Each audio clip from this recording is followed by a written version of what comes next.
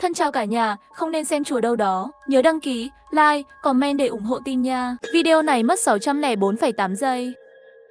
Thời gian sản xuất là 1,08 ms, xem hết một mạch. Ngày thứ 7 sau khi đại dịch Thây Ma bùng phát, tôi và bạn thân đang ở nhà nhàn nhã ăn món bún ốc chua. Bún ốc với dưa muối. Giữa thế giới không còn ai sống sót. Tại sao lại có một người sống sót? Tôi tên là Nana. Vào ngày 31 tháng 12 năm 2024, đại dịch Thây Ma bùng phát, ngày tận thế đột ngột đến. Vì ngày này, tôi đã chuẩn bị suốt 7 tháng trời. Mọi người biết chuyện này đều bảo tôi điên rồi. Thực ra trước khi ngày này đến, tôi cũng không chắc liệu mình có bị điên thật không. 7 tháng trước, tôi và bố mẹ đi du lịch bằng xe hơi.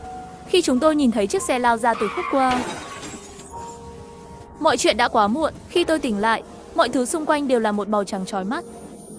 Tôi là người duy nhất sống sót trong vụ tai nạn. Chưa kịp hiểu chuyện gì đang xảy ra, tôi đã bắt đầu cảm thấy sợ hãi. Bởi vì ở góc dưới bên phải của tầm nhìn xuất hiện một dòng chữ. Còn 5,106 giờ 54 phút trước khi Thây Ma xuất hiện. Không thể tin được. Dòng đếm ngược mà tôi nghĩ rằng khi ngủ sẽ biến mất vẫn dai dẳng tồn tại. Sau đó, tôi kể lại chuyện này cho bạn thân của mình, Tiểu Mẫn. Cô ấy nhìn tôi mà không nói gì. Nếu là tôi sẽ chuẩn bị ngay đi. Bị Thây Ma cắn chớt là nhỏ, chết đói mới là lớn. Tôi khá sốc. Cậu thật sự tin là sẽ có Thây Ma sao? Ai mà biết được. Anh trai tôi càng ngày càng phải tăng ca. Và anh ấy cứ hỏi một cách bí ẩn, không nói gì. Tôi nghĩ dù sao virus cũng sẽ một ngày nào đó hủy diệt thế giới này. Anh trai cô ấy làm việc tại Viện Nghiên cứu Virus của tỉnh. Thực sự tôi vẫn giữ thái độ nghi ngờ. Nếu cậu không thể quyết định được, tớ sẽ cùng cậu thực hiện kế hoạch tự cứu trong ngày tận thế. Trong những ngày tiếp theo, chúng tôi bắt đầu xây dựng nơi trú ẩn trong ngày tận thế. Đầu tiên là mua một căn hộ trên tầng 36, còn thêm một sân thượng rộng gần 100 m². Sau đó, chúng tôi thay hết kính trong phòng, thành kính một chiều không thể nhìn xuyên qua. Rèm cửa cũng được tăng thêm lớp vật liệu che sáng dày. Như vậy, những người ở ngoài sẽ không thể nhìn thấy tình hình bên trong nhà. Vì sân thượng là một không gian khá rộng, nên chúng tôi đã bỏ ý định lắp kính cường lực kín hoàn toàn. Ngày hôm sau, Tiểu Mẫn gọi thợ đến để lắp một hàng rào lưới thép cao hơn người trên sân thượng. Cô ấy dặn dò kỹ lưỡng phải chắc chắn và vững chắc. Chỉ cần có lỗ nhỏ thôi. Tôi không thích giao tiếp với người lạ, nên hầu hết mọi việc giao tiếp đều do Tiểu Mẫn làm. Khi tôi mang trà cho thợ vào phòng khách, vừa nghe thấy họ nói chuyện. Cô gái này sao lại vây kín sân thượng như vậy? Thợ sửa nhà, căn nhà này không phải của tôi, là của bạn tôi. Nó có chút vấn đề. Thợ sửa nhà ngạc nhiên, cô ấy có vấn đề về thần kinh sao? Không phải sao? Bạn tôi luôn có chứng hoang tưởng bị hại. Luôn cảm thấy người khác muốn hại cô ấy, nên phiền cô lắp thêm một lớp lưới điện vào lưới thép này nhé. Cần loại công suất lớn. Lần trước đã thanh toán xong, cô ấy thường giao tiếp như thế với người khác. Tôi rất tức giận, sau đó tôi quyết định ngay lập tức liên hệ với chuyên gia để lắp đặt hệ thống điện năng lượng mặt trời. Ngày hôm sau, nhìn thấy các tấm pin năng lượng mặt trời đã phủ đầy một nửa sân thượng. Tôi cảm thấy nhẹ nhõm ngay lập tức. Nhưng Tiểu Mẫn còn biết mua nhiều hơn cả tôi. Khi tôi thấy 10 thùng pin chất đầy trên mặt đất, tôi không khỏi hít một hơi thật sâu, hỏi có phải mua thừa không? Tôi nghi ngờ rằng chỉ dùng để chiếu sáng thôi, cũng có thể dùng trong suốt 10 năm. Tiểu Mẫn, cô ấy đi đến gần hỏi, thời gian đếm ngược còn không? Tôi thở dài, còn đó. Còn 3,241 giờ 36 phút trước khi Thây Ma xuất hiện. Dòng đếm ngược này như một cái gai trong mắt tôi. Tiểu Mẫn thì mặt mũi không quan tâm, cầu mong trời phù hộ. Mỗi đồng tiền đã chi ra đều sẽ có của báo. Ngày hôm sau sáng sớm, chúng tôi lái xe đến siêu thị. Chúng tôi chạy khắp các siêu thị, trung tâm thương mại trong thành phố, chỉ để không gây sự chú ý từ người khác. Chúng tôi mang vào nhà từng ít một sau nhiều lần. Và tại không gian còn lại trên sân thượng, chúng tôi tạo một vườn rau nhỏ, lựa chọn vài loại rau có chu kỳ sinh trưởng ngắn. Đếm ngược trồng rau hiện lên. Còn hơn 2 tháng nữa Thây Ma sẽ xuất hiện. Sau vài tháng mệt mỏi, tôi định ngủ một giấc thật ngon. Nhưng đột nhiên nghĩ ra, có phải còn thiếu thứ gì đó không? Còn vũ khí. Vậy là, ngày hôm sau, tôi đã đặt mua một số công cụ nặng từ cửa hàng dụng cụ. Những công cụ này, thời gian trôi qua nhanh, thời hạn cuối cùng đã đến. Còn 24 giờ nữa là thây ma sẽ xuất hiện. Cả ngày hôm đó tôi không yên tâm. Tiểu Mẫn kéo tôi ra ngoài, dự định ăn một bữa lẩu gần khu chung cư. Thực sự tôi chẳng có hứng ăn. À không sao đâu, đây là bữa tối cuối cùng mà. Do âm thanh quá lớn. Cậu qua xếp hàng bên cạnh đi. Ánh mắt ngạc nhiên của cậu phục vụ. Tôi vội vã đụng nhẹ vào cậu ấy. Tiểu Mẫn lẩm bẩm, nhìn gì thế? Chưa thấy cô gái xinh ăn lẩu à? Hai cậu phục vụ bên cạnh cười nhìn nhau. Nhưng Tiểu Mẫn vẫn cứ nhìn họ thật lâu. Cậu nhìn gì vậy? Tiểu Mẫn lén lút tiến lại gần. Cậu thấy hai người đó có giống một đôi không? Khi tôi định mở miệng, cậu phục vụ bên cạnh đột nhiên nhìn chằm chằm về phía này. Tiểu Mẫn cũng nhận thấy ánh mắt ấy. Cô ấy im lặng hẳn. Ánh mắt của anh ấy thật đáng sợ, lạnh lẽo đến rợn người. Giữa đêm, tôi nằm trên giường nhìn vào đồng hồ đếm ngược của hệ thống. Còn 5 phút 47 giây trước khi thây ma xuất hiện. Tôi vẫn không thể ngủ. Cẩn thận bước ra phòng khách. Tôi nhìn ra ngoài cửa sổ, thở dài một hơi, liệu có phải là ý trời không? Vậy tại sao lại là tôi? Tôi đâu có thiện cảm gì với loài người. Cậu có bao giờ nghĩ liệu ông ấy cũng không có thiện cảm gì với loài người không? Tôi giật mình quay lại, là Tiểu Mẫn. Cậu ấy tiến đến gần tôi, có thể cậu không tin.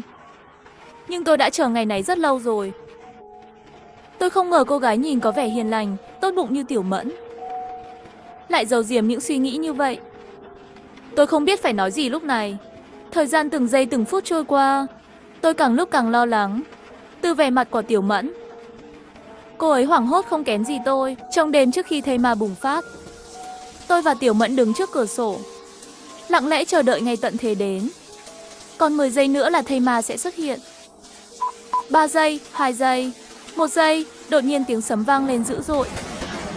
Gió lớn thổi mạnh trên bầu trời đêm, mây đen bị thổi tan, đồng thời mặt trăng bị bóng tối kỳ dị nuốt chửng. Bầu trời tối sầm lại chỉ trong nháy mắt. Tiểu Mẫn lo lắng nhìn tôi, sao rồi? Thời gian đã đến, vậy thây ma đâu rồi? Tôi nhìn ra ngoài cửa sổ. Ngoài trời tối đi nhưng không có gì bất thường. Liệu có phải là một trò đùa không? Nếu đúng là một trò đùa, thì đống đồ đạc này trong nhà sẽ thành đồ vô dụng mất thôi. Tôi và Tiểu Mẫn nhìn chằm chằm ra ngoài cửa sổ. Tôi đi tìm trên mạng thử xem, vì đồng hồ đếm ngược đã biến mất. Tôi cảm thấy như một sợi dây trong đầu đã đứt. Chắc không phải do hoảng loạn mà đầu óc tôi rối bời chứ. Tôi vẫy tay gọi Tiểu Mẫn, tôi mệt rồi. Tôi sẽ đi ngủ trước. Có tin gì thì gọi tôi dậy. Nhưng khi tôi quay lại bước đi, Tiểu Mẫn gọi tôi lại, đưa điện thoại ra trước mặt. Thây ma đã xuất hiện ở quốc gia bên cạnh. Tin nổi bật đầu tiên là một đoạn video. Bối cảnh trong video là một quán bar. Một người đàn ông trẻ đi vài bước, đột nhiên ngã quỵ xuống đất. Cánh tay và chân của người đàn ông bị vặn vẹo theo một tư thế kỳ lạ. Chỉ 1 giây sau, người đàn ông bật dậy đột ngột, nhảy lên người một người đàn ông khác, điên cuồng cắn xé. Rõ ràng anh ta không còn là con người nữa. Tôi và Tiểu Mẫn bị sặc đến mức không thể nói ra lời. Tôi đột nhiên không còn cảm giác buồn ngủ. Tôi lại kiểm tra cửa sổ thêm một lần nữa và dùng bàn làm vật chặn chặt cửa chính. Khi sáng hôm sau tôi mở điện thoại, mạng đã nổ tung rồi. Cái quái gì vậy? Sợ quá, thây ma thật sự có sao? Không phải là video giả chứ? Quân đội đâu, không thể kiểm soát sao? Ngay cả nhóm chủ sở hữu khu chung cư cũng bắt đầu sôi động. Mấy anh em có thấy tin về thây ma không? Quản lý đâu rồi? Có nhận được thông báo gì không? Chắc không cô đơn đâu.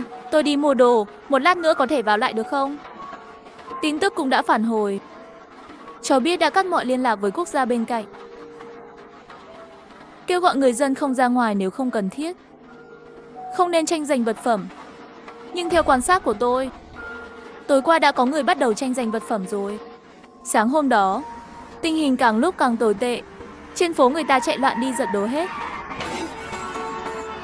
Tiếng còi xe ô tô liên tục vang lên. Tối hôm đó, Tiểu Na đã ngủ rất sớm. Nhưng một tiếng hét thảm thiết từ ngoài cửa sổ đã xé toạc bầu trời đêm. Tôi bị tiếng hét kinh hoàng đó đánh thức. Tim tôi đập nhanh đến mức không thể tưởng tượng. Tôi vội vã bước đến cửa sổ. Tiểu Mẫn cũng đi đến bên cạnh. Cậu ấy trông rất lo lắng. Âm thanh có vẻ phát ra từ khu chung cư của chúng ta. Tôi nhìn xuống dưới. Một bảo vệ cầm thanh thép chống bạo động đang đối đầu với một thây ma cao lớn. Nhưng khi thây ma nhảy lên tấn công anh ta, bảo vệ sợ hãi vứt thanh thép đi và quay đầu bỏ chạy. Nhưng ngay lập tức, thây ma đã hạ gục anh ta xuống đất. Tiểu Mẫn đã đứng như trời trồng, ngồi xuống đất. Khu chung cư đã bị chiếm đóng rồi. Nhóm chủ sở hữu nhanh chóng nổ tung. Đó là thây ma sao? Giờ phải làm sao đây? Nhà tôi có người đi mua đồ vẫn chưa về. Con người gây nhiều tội ác, chắc chắn sẽ có báo ứng. Giờ phút này mà còn nói mấy câu vô nghĩa. Nhà ai có gạo, mì thừa, tôi mua giá cao. Tiểu Mẫn nhìn điện thoại mà bất lực. Ai mà ngốc đến mức vào lúc này lại bán đồ trong nhà ra ngoài.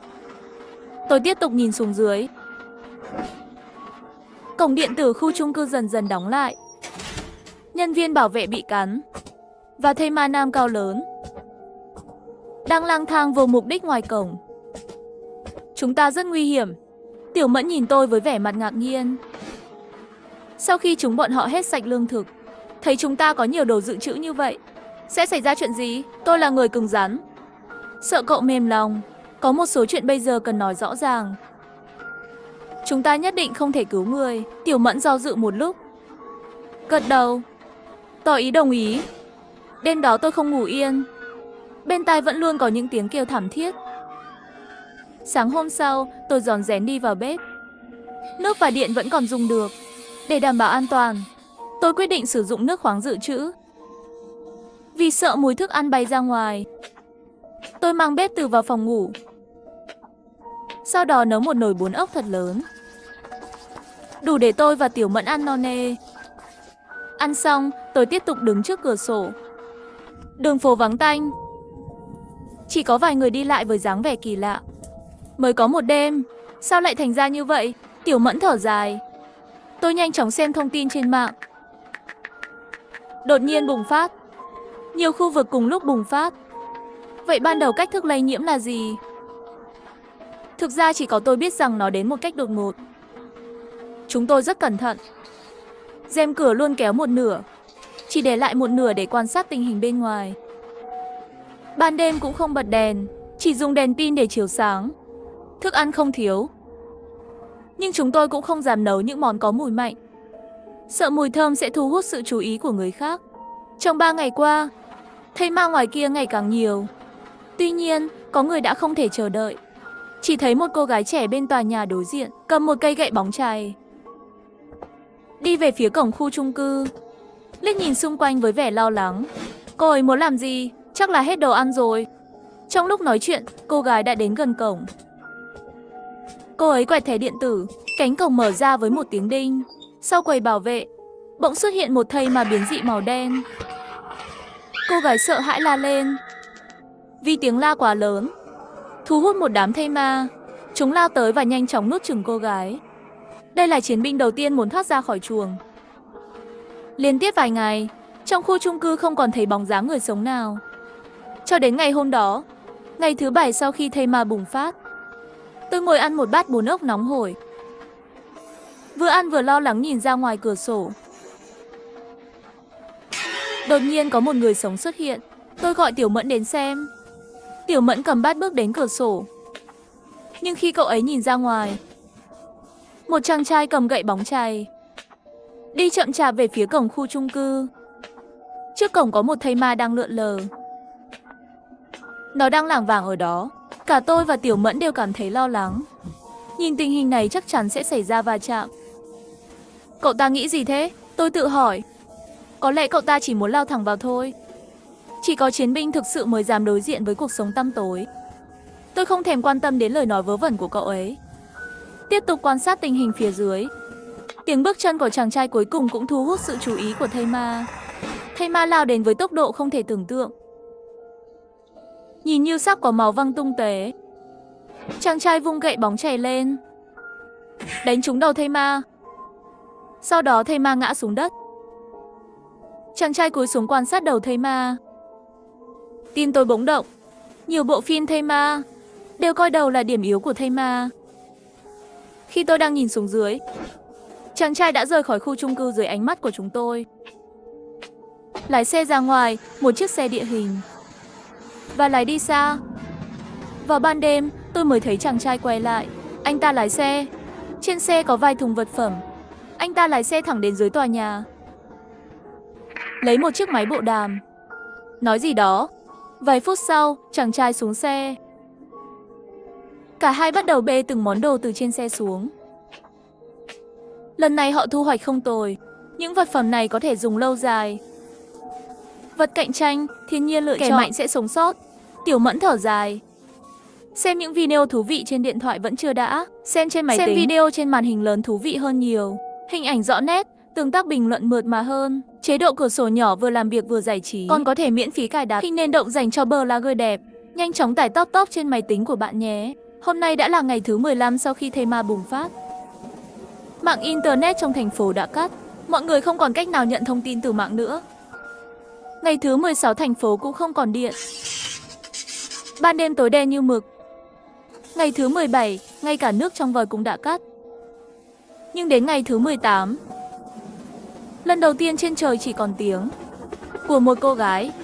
Đây là âm thanh của việc cắt nước, cắt điện, khiến người ta tuyệt vọng. Nhưng nhìn thấy một tia hy vọng. Tất nhiên, máy bay trực thăng chỉ đậu trên khu chung cư vài phút, rồi vui vẻ rời đi. Đêm đó, tôi ngủ rất ngon. Khu chung cư yên tĩnh. Đột nhiên có tiếng khóc của phụ nữ vang lên. Một cơn gió mạnh ập đến. Cười lớn, ha ha. Cậu phải chết, tôi cũng phải chết. Chúng ta đều phải chết. Ha ha, nói xong cô ấy nhảy từ trên cao xuống. Sau đó bác sĩ đến. Khu chung cư im lặng không một tiếng động. Đêm đó tôi ngủ không được yên ổn. Trong giấc mơ luôn có một người phụ nữ mặt mũi không rõ đang khóc thầm. Hôm nay là ngày thứ 30 sau khi thây ma bùng phát. Giữa thế giới tận thế đầy đói khát này, tôi và bạn thân đang ăn lẩu, xem những bộ phim đã tải xuống từ trước. Ăn xong, Tiểu Mẫn đến bên cửa sổ. Lạ thật, sao cậu ta lại ra ngoài nữa? Chỉ thấy chàng trai đã đi đến gần cổng khu chung cư, đang định đẩy cánh cửa. Đột nhiên một thây ma lao ra. Chàng trai bất ngờ. Thây ma cắn ngay vào tay anh ta. Cây gậy bóng chảy cũng rơi xuống đất. Tiểu Mẫn thở dài, trời đã ghen ghét với vẻ đẹp của cậu ta. Đừng vội trách người ta. Cậu nhìn kỹ đi. Hóa ra cánh tay của chàng trai đã được băng lại bằng một cuốn tạp chí dày. Thây ma không thể cắn vào da thịt anh ta. Chàng trai vừa chống cự với thây ma vừa thử dùng tay trái để nhặt cây gậy bóng chảy lên. Anh ta đã thử vài lần nhưng không thành công. Tiểu Mẫn quay đầu chạy vào bếp. Sau đó Tiểu Mẫn lấy một chiếc chảo ra từ bếp. Tiểu Mẫn không quan tâm gì, mở cửa sổ, ném chiếc chảo xuống dưới. Tôi vội vàng đóng cửa sổ lại. Chảo rơi xuống đất, kêu lên một tiếng động lớn. Thây ma lập tức ngừng lại một chút. Chỉ trong khoảnh khắc này, chàng trai dùng tay trái nhặt cây gậy bóng chảy lên, đánh trúng đầu thây ma. Không biết có phải là ảo giác của tôi không? Trước khi rời đi, chàng trai hình như đã liếc nhìn về phía chúng tôi. Tiểu Mẫn ngồi trên sàn, thở hổn hển, trông vừa sợ hãi vừa phấn khích. Ngày hôm sau khi nấu ăn, tôi nghĩ đến việc thêm rau mùi để tăng hương vị, nhắc Tiểu Mẫn đi ra ngoài vườn cắt một ít rau mùi. Chúng ta sẽ làm một bát canh trứng. Tiểu Mẫn vui mừng chạy lên sân thượng. Nhưng chỉ chưa đầy 1 phút, cậu ấy đã chạy trở lại, trong mắt đầy vẻ hoảng sợ. Có một chiếc máy bay không người lái trên sân thượng. Nghe vậy, tôi lập tức cảm thấy sự nghiêm trọng, vội vàng đi về phía sân thượng. Quả nhiên ở giữa sân thượng có một chiếc máy bay không người lái. Tôi lại quan sát xung quanh, không thấy có gì bất thường. Lúc này tôi mới lấy chiếc máy bay không người lái lên. Chiếc máy bay không người lái thả xuống một chiếc hộp. Tôi mở chiếc hộp ra. Bên trong là một chiếc bộ đàm. Cảm ơn các bạn đã giúp đỡ. Tôi là người hôm qua đi tìm vật phẩm. Tôi tên là Mao Bất Phàm, sống cùng tôi là Mao Mao. Cậu ấy tên là Châu Bất Dịch. Sau sự việc này, chúng tôi và Mao Bất Phàm đã xây dựng được một mối quan hệ kỳ lạ. Có một lần chúng tôi tặng họ nửa bao cánh gà. Họ nướng 8 cái rồi mang lại cho chúng tôi. Mùa thu đến rồi. Mưa không ngừng rơi. Thời tiết dần trở lạnh. Suốt vài ngày không có gì mới xảy ra. Cho đến một ngày, chúng tôi lại nghe thấy tiếng súng. Bên cạnh chiếc xe tải dưới lầu, đứng một nhóm người cầm súng. Một người đàn ông chĩa súng vào một người sống sót. Đừng cử động, đạn không có mắt đâu. Một người sống sót bên cạnh hoảng hốt hỏi. Các bạn định làm gì? Câu trả lời là một tiếng súng lạnh lùng. Lũ cướp bắt đầu lục soát hành lý của những người sống sót. Bánh mì, bánh quy nén. Lại có thêm tiếng súng nổ. Mấy người nằm trên vũng máu. Lúc này, một người đàn ông trung niên trong nhóm sống sót đi tới.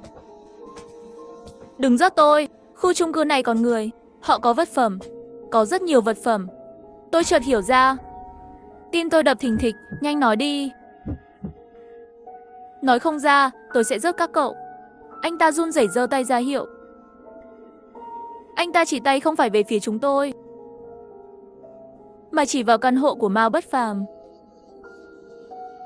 Bây giờ nghĩ lại, việc Mao Bất Phàm bị phát hiện là chuyện đã dự đoán được. Tôi và Tiểu Mẫn không ra khỏi nhà. Mao Bất Phàm lại mang rất nhiều vật phẩm về dưới sự chứng kiến của mọi người. Không bị chú ý mới là lạ. Phía đối diện có tiếng gõ cửa mơ hồ. Mở cửa không mở, tôi sẽ phá cửa. Tiếng cửa bị phá vỡ vang lên. Tiểu Mẫn buồn bã. Có lẽ bây giờ họ đã chết rồi. Cậu nói, chúng ta có cần lợi dụng trời tối, nói một câu thơ cho họ không? Bên cạnh chiếc xe dưới lầu rất nhanh đã chất đầy vật phẩm. Sau đó, họ leo lên xe và lái đi. Tiểu Mẫn không thể chờ đợi, vội vàng cầm lấy bộ đàm lâu. Các cậu còn sống không? Tôi thở dài. Cảm giác cũng rất nặng nề. Bộ đàm đột nhiên vang lên, may là chúng tôi không sao. Là giọng của Mao Bất Phàm. Tiểu Mẫn vui mừng, các cậu chưa chết sao? Vậy các cậu ở đâu? Chúng tôi ở nhà bạn tôi. Sau khi Mao Bất Phàm giải thích, tôi cuối cùng cũng hiểu được chuyện gì đã xảy ra. Mao Bất Phàm và bạn của anh ta ở trong cùng một tòa nhà. Cả hai có một căn hộ riêng. Họ rất rõ ràng, chuyển vật phẩm dưới ánh mắt của mọi người sẽ trở thành điểm chú ý. Vì vậy, họ chỉ chuyển vật phẩm lên tầng 3 nơi Mao Bất Phàm ở. Tới ban đêm họ mới lén lút chuyển vật phẩm lên tầng 5. Chỉ để lại một ít vật phẩm trên tầng 3 để che mắt người khác. Tôi thật sự ngưỡng mộ cách làm của họ, rất thông minh. Đôi khi, lòng người phải cẩn thận. Mùa đông sắp đến rồi.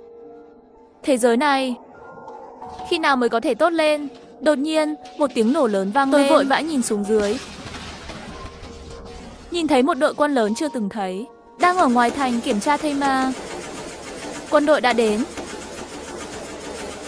Quân lính đã đến. Lúc này, bầu trời thành phố đột nhiên vang lên tiếng khói nổ. Tôi rất ngạc nhiên, điện đã được phục hồi. Vậy mà còn rất nhiều người vẫn sống sót vào ban đêm. Tiểu Mẫn cầm điện thoại, anh tôi gọi rồi. Là anh trai của Tiểu Mẫn. Anh ấy đang làm việc cùng các chuyên gia virus hàng đầu trong thành phố. Và anh ấy gọi điện vào lúc này. Có thể anh ấy đã biết được thông tin quan trọng gì đó. Sau khi cuộc gọi được kết nối, anh đây. Em vẫn ổn chứ? Ba mẹ thế nào? Chúng em vẫn ổn. Còn anh đang ở đâu? Em đang ở thành phố, cùng với Nana. Chúng em hiện tại rất an toàn. Thành phố của các em không an toàn đâu. Sắp tới sẽ dùng vũ khí hạng nặng để đối phó với thây ma biến dị rồi. Chỗ các em sẽ sớm trở thành đống đổ nát. Quân đội đang tiến lên. Có thể họ sẽ đến trong ngày mai hoặc ngày kia. Vậy còn em và Nano thì sao? Địa chỉ cụ thể của các em là đâu? Tôi sẽ gọi trực thăng để đón các em. Tôi nhìn Tiểu Mẫn một cách nghiêm túc. Nhanh chóng thu xếp đồ đạc. Chúng tôi tìm 2 chiếc vali để mang theo quần áo và đồ dùng vệ sinh. Còn có thức ăn và nước uống. Tất cả đã chuẩn bị xong. Tiểu Mẫn đột nhiên ấp úng. Mao Bất Phàm và bạn cậu ấy thì sao? Tôi suy nghĩ một lát. Chúng ta đã giúp đỡ nhau trong ngày tận thế. Đó là duyên phận khó có được. Cuối cùng tôi lấy bộ đàm, kể cho họ nghe những gì vừa xảy ra. Trực thăng sẽ đến đón các cậu. Thật không ngờ các cậu lại có quan hệ như vậy. Sáng hôm sau, khi trời mới sáng, chúng tôi 4 người lên sân thượng và căng thẳng chờ đợi. Chẳng bao lâu sau, chúng tôi đã nghe thấy tiếng trực thăng chở chúng tôi và thành công đến khu an toàn.